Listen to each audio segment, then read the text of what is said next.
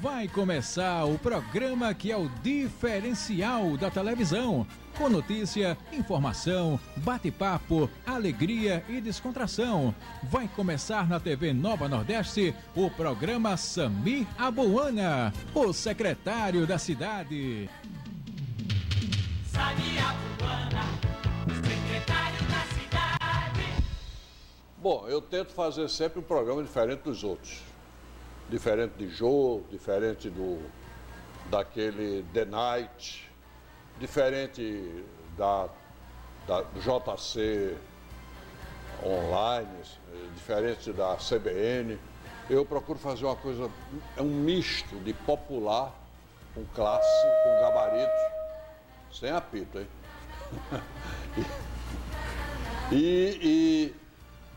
E cultura, porque a TV Nova Nordeste é cultura, né? Vamos fazer mais um programa e eu estimo, eu espero, eu aguardo, eu desejo que você goste do programa. Boa tarde, boas vibrações para você, muita paz, Papai do Céu lhe abençoe e uma ternurinha. Doutor Paulo Perazzo, humanista. Pronto, eu queria só que você não me chamasse de doutor, porque hoje eu estou na qualidade de urbanista e com aquele problema da... Mas você é doutor em assuntos da humanidade. Pronto. Não me conteste, por favor. Só quero lhe dizer... Não me conteste. Só quero lhe dizer isso porque hoje em dia a gente vem para cá, Samir, infelizmente sem poder falar na área jurídica, depois daquela resolução da OAB. Então hoje eu sou apenas Paulo Perazzo, humanista, porque não vamos falar nada da área jurídica que estamos... E a imprensa não comenta. Isso é assunto da repercussão nacional. É ridícula. É assim que eu classifico a decisão da OAB. Mas vamos deixar para lá.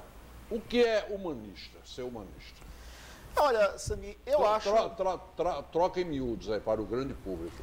É tentar raciocinar, filosofar sobre o ser humano, sabe? Esse ser que tem características tão especiais, diferentes dos animais, apesar de termos várias convergências, temos também alguns aspectos que nos diferenciam e a gente poder perceber isso, estudar isso e a gente trabalhar isso é muito importante. Então, ver a parte espiritual, a parte emocional. Eu entendi pouco. Eu achei que ele está falando... Difícil. Muito, isso é para você responder no programa do Jô Soares. O que é ser humanista, Paulo Perazzo? É tentar compreender a si próprio. Fala para o presidente da OAB.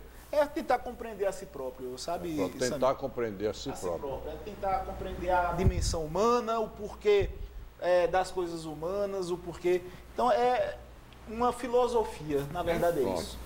Melhorou um pouquinho, não foi? Não está ainda o que a gente esperava.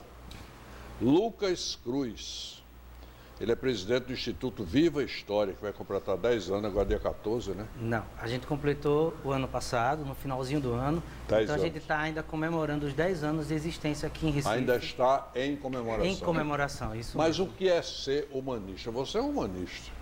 Que situação, né? Ser humanista, rapaz, acho que é trabalhar, quem tem o teu nome, trabalhar Lucas, iluminado, né? Um discípulo de Jesus. Isso. E cruz, que é o símbolo do cristianismo, você está completo. É verdade. Acredito que deve ser você trabalhar junto com o outro e valorizar o outro, assim como você também quer ser valorizado. Mais uma definição, não é? E o Instituto Viva História, a gente Não, aqui... eu quero sobre humanista. Que situação. Que situação, tá vendo? Mas agora eu vou buscar as mulheres. As mulheres estão mais inteligentes que os homens, estão mais explícitas. Amanda Patrícia Salles esteve aqui dizendo que ia escrever um livro, ela hoje chegou com um livro pronto. Amanda, boa tarde. Boa tarde, Samir. Psicóloga e escritora. Você é humanista, né? Sou, com certeza. O que é ser humanista? Eu acho que ser humanista é, acima de tudo, ter capacidade de se colocar no lugar do outro, de, enfim, se fazer entender e conseguir entender as demandas do outro também. É você ver o outro além do básico, além do óbvio. Acho que vai por aí. E entra bem no campo da filosofia, como o Perazzo falou. Perazzo, vendo? Acabei de ter uma grande definição, obrigado. Lucas, agora nós vamos ouvir a psicóloga Idalina Assunção. Isso. Ela trabalha com criatividade. Então vamos ter muito cuidado, porque de repente ela pode nos enquadrar, né? É verdade. falta criatividade desse pessoal, está fazendo muita besteira, né? É um perigo que a gente corre aqui. E é um amor de pessoa, ela, viu? Ela vai conversei com falar ela sobre. no Ela é instrutora de ginástica cerebral, vê só. Nós temos aqui o maior e o mais avançado, o mais rápido de todos os computadores. Nossa CPU não cabe no corpo da gente. Dizem até que a gente controla o CPU por controle remoto, ele fica guardado não sei aonde. Eu não daria para carregar a CPU aqui, ou o CPU. E, no entanto, a gente se rende ao computador, acha que ele é mais importante que nós. E Dalina, boa tarde. Boa tarde. Prazer estar aqui. Você é humanista, né? Somos acima de tudo. O que é ser humanista? Qualquer ser humano, ele tem a condição e a capacidade de ser um humanista, né? Humanista é aquela pessoa que tem a curiosidade mínima de tentar compreender o ser humano. Então, qualquer aspecto que você se coloque diante do outro, se posicionando perto do outro, você está sendo um ser humano que se preocupa com esse aspecto. Então você é muito resiliente. Porque eu tenho dificuldade de entender por que é que o cara sai do campo de futebol e joga uma pedra e arrebenta a janela de um ônibus. Eu tenho dificuldade de entender esse cara. Não é complicado? Não é, Perazzo? Olha, Arrebentaram 18 ônibus semana passada. O retrato. Toda vez tem um clássico. olha, Samir, Aí haja paciência, resiliência para entender esse cara, né? Isso tem razões históricas, tá certo? Ainda há muita revolta por parte de muita gente. São revoltas que nem eles próprios compreendem, porque de tanta revolta, sabe? Você perguntar se você tem revolta por algo, eles não vão saber responder. Eles próprios não sabem uma resposta explícita, mas eles têm algum tipo de revolta muito pesado na cabeça deles. Eu tenho dificuldade. Se me perguntarem quem é esse cara que arrebentou o ônibus, é um otário. Aliás, não sei porque chamam de vândalo. Deviam chamar de otário. O vândalo, Samir, só para você, já que você falou no assunto, os vândalos foi um povo. Eles faziam com objetivo. Foi um povo que inclusive invadiu Portugal. Isso. E eles passavam num processo de destruição, porque nos povos anteriores, nos povos antigos, havia muita questão de invasão. Só que o normal era você invadir sem destruir. Para quê? Para que você utilizasse aquela Aquilo que você se apoderou aquela infraestrutura conquistada a seu favor. Os vândalos, eles foram tão destrutivos que por onde eles passavam, eles quebravam a infraestrutura dos lugares que eles conquistavam. E aí esse povo ficou tão marcado que até hoje são chamados de vândalos. E assim, no nosso processo de construção histórico, a gente viu que essa repressão do português, do próprio coronelismo... Não é o português, o cidadão, não, é o idioma. Não, do cidadão, do também povo do português. Cidadão? Veja, a gente, aqui no Brasil, nós herdamos, até certo ponto, quase tudo da ideologia portuguesa. E até, digamos, os portugueses dominarem, sempre houve uma repressão muito violenta que continuou, tá certo, ao longo dos tempos. E a gente nota o seguinte, que esses movimentos de revolta sempre foram muito reprimidos. Hoje, com a democratização, que está havendo um pouco mais de liberdade, a gente está vendo essa explosão e a gente tem que se entender mais o porquê da explosão e como combater essa explosão. É discurso para a Academia Pernambucana de Letras. Eu faria um outro discurso. Se a imprensa houver uma combinação, todo mundo chamar esses caras que arrebentam os ônibus de otários, eles vão se tocar. O cara não vai querer ser otário. Agora, Wanda não está nem aí. Agora você sabe. O otário jogou uma pedra, arrebentou a janela do ônibus, o cara se toca. Otário, eu? Vou jogar mais não. Já houve um fato, Samir. Eu moro não é no Cabo verdade? Santo Agostinho. A palavra otário fere mais, atua mais dentro desse que é chamado de vândalo do que chamá-lo de vândalo. Essa é a minha psicologia popular nesses anos de contato meu com o público. Diga aí. Já houve um fato, teve um clássico aqui em Recife, eu moro no Cabo de Santo Agostinho, eu peguei o ônibus, quando chegou em Prazeres até Pontezinha, todas as janelas, só a do motorista não quebrou.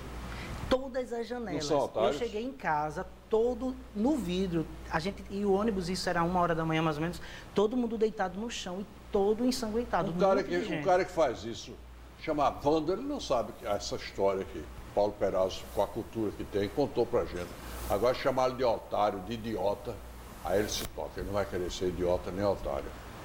E junto com isso, Samir, junto com tudo isso, eu não vou falar propriamente do aspecto jurídico, mas a gente tem que levar isso em consideração, que é o seguinte, infelizmente a ditadura deixou muitas marcas, sabe? E essa marca hoje em dia é do anarquismo, sabe? Porque se você acha que tem o direito de queimar o pneu, você acha que tem o direito de fechar a rua, você acha que tem o direito de fazer o que você quiser, sem que ninguém possa reclamar. As penas, hoje em dia, você veja que as penas são tomadas com caráter pedagógico. Então, existe um trauma tão grande do espírito da ditadura que você e hoje... Qualquer ação de exercício da autoridade é considerado autoritarismo. Autoritarismo e mais, assim, você remete, querem ser os ditadores, querem a volta da ditadura e tal, como se isso fosse a pior coisa, a repressão fosse a pior coisa que existe. E na nossa bandeira está lá, ordem e progresso. Isso aí é ordem. Desordem é o que estou fazendo aí. Se você é barraqueiro e tiraram sua barraca da frente do hospital e você resolveu queimar pneu, está errado. Porque o que é que eu tenho a ver com isso? Que estou passando, tem uma hora marcada e fico impedido de passar. Você tem que procurar uma forma de chamar a atenção da imprensa, porque também tem esse lado. Se não tocar fogo no pneu, não chega a TV Globo, não chega a TV Jornal, não chega a TV Nova, não chega a TV Clube. Agora, toca o pneu e chega a televisão toda. É o que eles querem, para dar repercussão, para falar porque está reclamando. Faz outra coisa. Quem é o culpado? É o diretor do sei da prefeitura, vai lá e diz, não sai do gabinete hoje enquanto não der uma explicação para a gente. Vai dar repercussão do mesmo jeito e não atrapalha as outras pessoas que não tem nada a ver com o seu protesto, não é? Mas eu acho que tem que ir mais embaixo. Por exemplo, tentou-se aprovar a lei do terrorismo. Imediatamente, esses grupos de direitos humanos que têm acabado com boa parte do Brasil, eu acho que o Brasil está uma bagunça por causa de muita gente que pensa em direitos humanos de uma forma mesquinha, entendeu, Samir? E simplesmente direitos humanos para ele.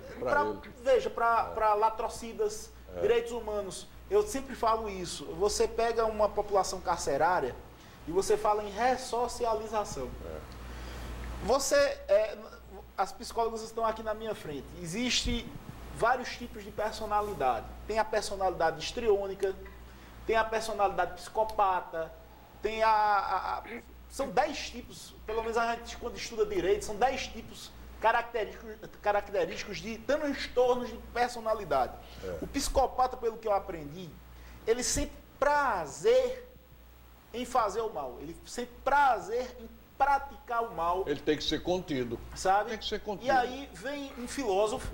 Esse filósofo diz o seguinte, olha, a gente tem que, na verdade, ressocializar esse cara. Não ressocializa. O problema está nele. Ele gosta, ele sente prazer em fazer o mal. Ele sente Então, são coisas que... É uma satisfação para ele. São filosofias que vêm de pessoas humanistas que veem o lado muito social da coisa e quando, na verdade, a sociedade fica refém. E, para terminar, a gente tem um arcabouço jurídico que veio da Constituição, que isso... A gente tem que tocar muito nesse assunto o tempo todo. A Constituição ela foi feita num momento de ruptura. A Constituição ela foi feita num momento em que todos estavam agredidos. As pessoas estavam traumatizadas de tortura, estavam traumatizadas de cerceamento das liberdades. Então, naquele momento da transição que foi se fazer, tinha que se proteger as pessoas demais, porque a ditadura tinha pintado e bordado. Então, foi trazido para a Constituição Federal de 88, Samir, um negócio chamado garantismo. Eu vou explicar o que é isso. Garantismo é você proteger de uma maneira tão ampla que hoje em dia as penas que nós temos, na grande maioria das vezes, são simplesmente pedagógicas. Olha, faz uma peninha assim... Não alcança o objetivo. Digamos, uma cesta básica, uma prestação de serviço. É uma pedagogia, como diz um garoto, olha, fica ali no cantinho do pensamento, que resolve. Para alguns funciona, para outros não funciona. Então a gente tem muita coisa que precisa de penas duras, como são nos países afora e mais desenvolvidos. Você que é um intelectual, graças a Deus, está cercado de livros, a sua biblioteca, o seu gabinete de trabalho, você entendeu o que ele falou, mas vai explicar isso para a mãe do otário que arrebenta o ônibus? Não vai entender, nem ele próprio vai entender. A gente tem que tocar para ele se sentir ofendido por ele estar fazendo o mal que ele está fazendo. Jogou pedra, arrebentou a janela do carro. Você é um otário, rapaz. Você é um otário, você é um besta, você é um idiota. Aí ele se toca. Aí você é um vândalo. Ele não sabe nem o que é vândalo. Ele sabe que vândalo é o cara que jogou a pedra no ônibus, estão chamando de vândalo. Arrebentou a vidraça de um banco, é vândalo. Mas não toca, né? Vai chamar de idiota aí, entendeu? Chamar de filho da P. Você é um filho da P idiota, rapaz. Para ele se sentir diminuído, aí ele se toca. Ele talvez não jogue mais pedra para arrebentar a janela de um ônibus. Essa é a minha concepção. A gente tem que falar, isso é pedagógico, como lembrou Perazzo, mas tem que ser uma pedagogia que encontre eco, encontre receptividade e entendimento naquela pessoa que não teve acesso aos livros nem a conhecimentos humanitários. É a minha opinião, desculpem aquelas pessoas que não concordam, viu? Mas professora Idalina Assunção, psicóloga, instrutora de ginástica cerebral, esse assunto, Perazzo, interessa muita gente, né? Nós que somos cerebrais. Eu acho que interessa porque, assim, o que eu tenho visto muito, lamentavelmente, a gente está numa fase tão de transição que a gente vê as minorias dominando quase que sem oposição da maioria. Por exemplo, a gente vê um MST, toca fogo e consegue o que quer. A gente vê o barraqueiro, toca fogo e consegue o que quer. E será que essa grande maioria que não quer o protesto, que não quer o fechamento das ruas, ela não merece ser ouvida? Ela tem reivindicações. Sabe? É uma maioria. Então a gente vem vivendo uma ditadura das minorias. As minorias hoje têm que ser respeitadas, têm que ser ouvidas, mas a gente também não pode fazer com que as minorias, elas imponham sempre a sua vontade, e é o que tem acontecido. A gente tem vivido essa ditadura, que isso não está sendo bem discutido, e aí a gente vê o seguinte, por exemplo, a questão dos gays agora, que estão querendo que seja criminalizada a homofobia, tá certo? Quer dizer, você é gordo, você pode levar o nome de baleia. Você é loira, burra, você pode ser... Se você for homossexual, ninguém pode lhe chamar de homossexual, que você vai preso. Quer dizer, a gente tem que pensar a sociedade. Tem muito exagero em tudo isso. Não é? Como também o direito das maiorias, respeitadas as minorias, mas não a imposição das minorias. Eu trabalhava por elas próprias. numa emissora de rádio, que o cara que limpava os carros, tomava conta dos carros, era um negão gordo, parecia um guarda-roupa alto. E eu dizia, negão, se eu sabia, sou um homem tão importante, me chamando de negão, diminuindo, só porque eu sou preto, olha o complexo. Aí, sabe o que eu fiz? Passei a chamar de galego. Ele achou bom. Galego, ele abriu um sorriso. Diga, seu Sabi, visse aí o pneu do carro, limpei, tá tudo legal. Nunca mais ele reclamou, que eu chamei de galego. Negão, ele era negão, mas não queria ser chamado de negão. Isso é um assunto para ser discutido amplamente nesse país. Mas eu quero falar pensar. Tinha uma funcionária lá em casa uma vez, que no domingo de manhã eu costumava me levantar cedo, todo mundo dormindo, eu ia ler o jornal e às vezes parava e ficava assim, ruminando o que eu li, trabalhando com a mente. Aí ela disse, seu Samuel é um homem tão triste, né? Aí perguntaram, por que isso? Ele desce de manhã e fica ali o tempo todo triste, coitado, pensando não sei o quê. Porque ela não admitia nunca que eu estava parando para pensar. Hoje, Idalina, eu tenho a impressão que as pessoas param um pouco para pensar. Concorda ou discorda? Veja, o pensamento ele faz parte do ser humano, mas depende de cada um querer ou não evoluir, melhorar e desenvolver. Tem gente que vem com esse computador aqui e não faz nada para ele avançar, né? Exatamente. Então, o que a gente tem? A gente tem as pessoas que gostam de desenvolver as suas habilidades intelectuais e tem as pessoas que nem não gostam tanto ou também não se esforçam para isso. né? O que a gente tem observado é de que a preocupação existe muito fortemente no desenvolvimento do físico, né? As academias estão aí dizendo que você precisa se exercitar e tudo mais. Porém, a gente vem observando só de algum tempo para cá alguma preocupação a mais com o cérebro. Porém, ele, da mesma forma do corpo, precisa ser exercitado. Tá? O cérebro sem exercício é um cérebro que não consegue se desenvolver. Ele é extremamente inteligente. Tá? As pessoas aprendem tudo que é ensinado a ela em qualquer momento da vida, de criança ao idoso. Não tem distinção, aprende tudo. Só um parêntese, me permite? Por exemplo, eu vejo muitas pessoas hoje, na idade avançada, que dizem assim, eu não sei mexer em computador, isso é coisa para essa meninada que está aí, isso não é mais para a minha idade não, está errado, não está? Está errado, está errado. O cérebro ele é extremamente inteligente, tudo que você ensinar a ele, ele aprende. Porém, ele é absurdamente preguiçoso. Preguiçoso. Preguiçoso. Então, essa é a grande questão que a gente está procurando reverter. Por isso que a televisão tem uma força enorme, porque você fica parado na frente da televisão e fica só consumindo com os olhos, né? Isso, isso. Não dá tempo nem de pensar, porque quando você acha alguma coisa interessante, que quer associar algum fato que aconteceu, ou você viu, ou soube, não dá tempo, já tem outra coisa passando, né? Não é? Mas eu estava falando com o Lucas há pouco que a memória da gente é seletiva. Tá? Então, existem situações em que você está acostumado a fazer, você grava, tá? Porém, vai chegar um momento em que essa possibilidade de gravação, ela deixa de existir por um volume de informações que você não consegue assimilar. Então, daí a importância de você ter memórias auxiliares, né?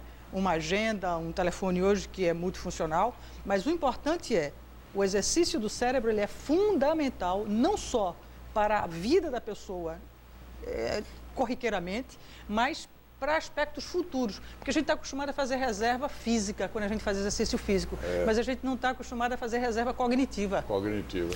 Oi, Dalina.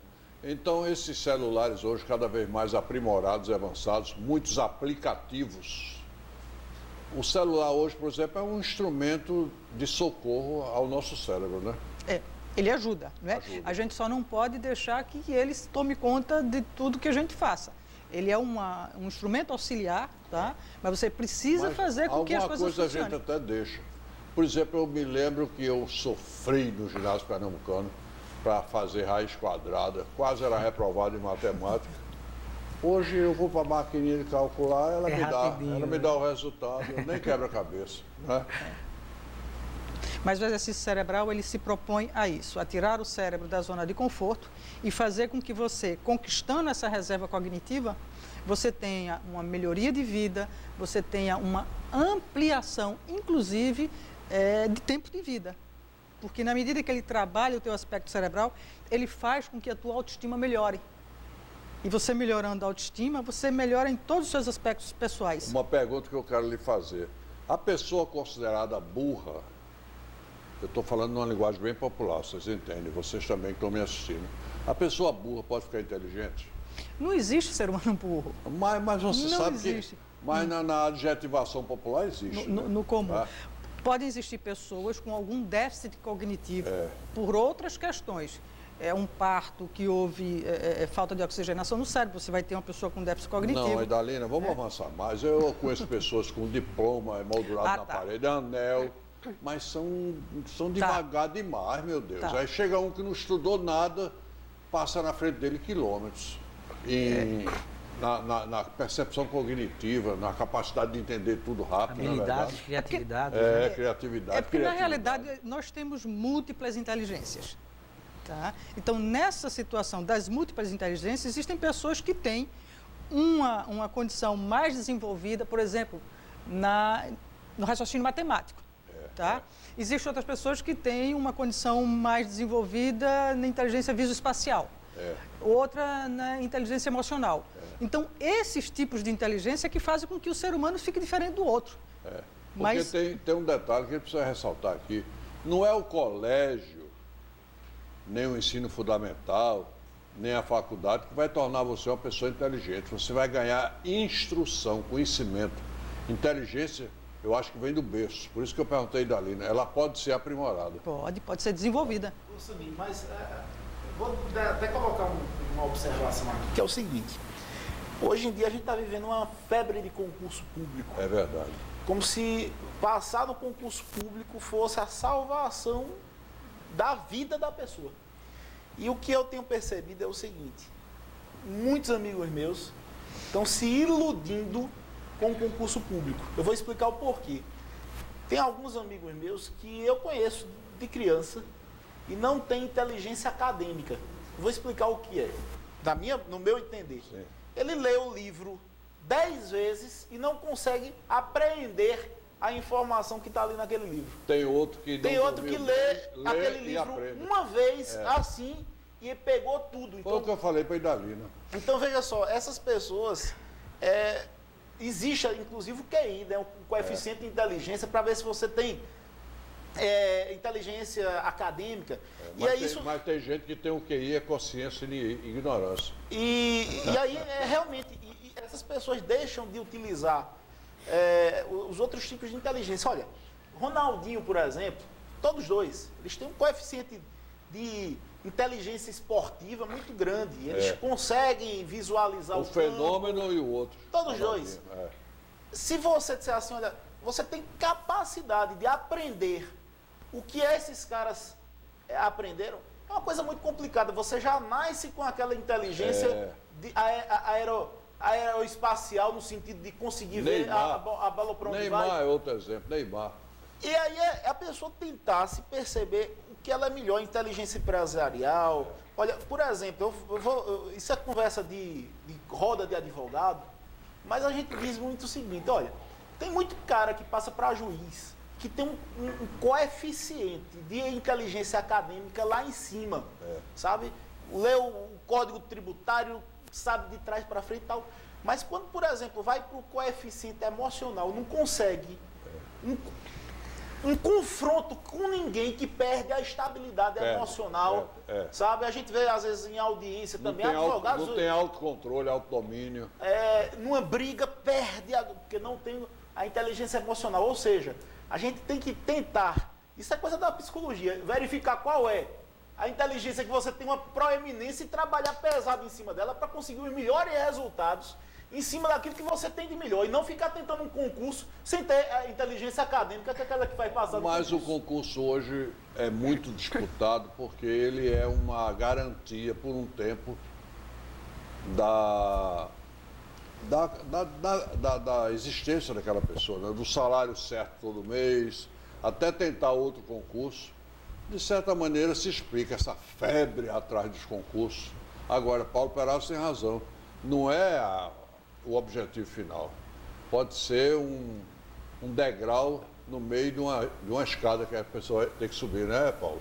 Pois é, Samir. E o que eu lamento bastante é eu ver tantas pessoas perderem 5 anos estudando, estudam muito, ficam em casa estressadas, ficam em casas acabadas. Há um desgaste até físico de estudar tanto e não aprende 10% daquilo que o outro, uma leitura só, aprendeu. O doutor Laí Ribeiro diz isso, né, num livro que ele escreveu. Exatamente o que Paulo Perazzo está comentando. Tem gente que tem capacidade de percepção rápida e tem gente que estuda 10 vezes aquilo ali, na hora da prova dá um branco, não é? Veja só, a forma de estudar é que está errada. A forma, né? A forma de estudar é que está errada. O cérebro, ele aprende por repetição. Por repetição. Porém, a repetição é chata. É chato. Se você cria uma rotina de estudo repetida e com pouca criatividade, você vai gravar muito pouco. Você precisa fazer o quê? Um esquema de estudo criativo. Porque a base do desenvolvimento cerebral, da ginástica cerebral, é novidade, variedade e desafio crescente. Então, se você estuda, você repete, aquilo é chato, você vai dormir, você não vai conseguir gravar. Mas se você cria situações novas, como você tem um assunto, não estende esse assunto por horas e horas e horas, o cérebro cansa do mesmo jeito. Então, cria uma rotina breve, criativa, tá? E coloca intervalos de descanso, uma música, um lanche, mas Como é que você pode ser criativo? Lendo o assunto, fazendo resumo, lendo o assunto, fazendo uma exposição. Mas se você insiste em horas e horas a fio, estudando a mesma coisa, porém fazendo aquilo de forma monótona, você não vai aprender absolutamente nada. Doutora, eu respeito e até admiro essas pessoas que têm uma capacidade de repetição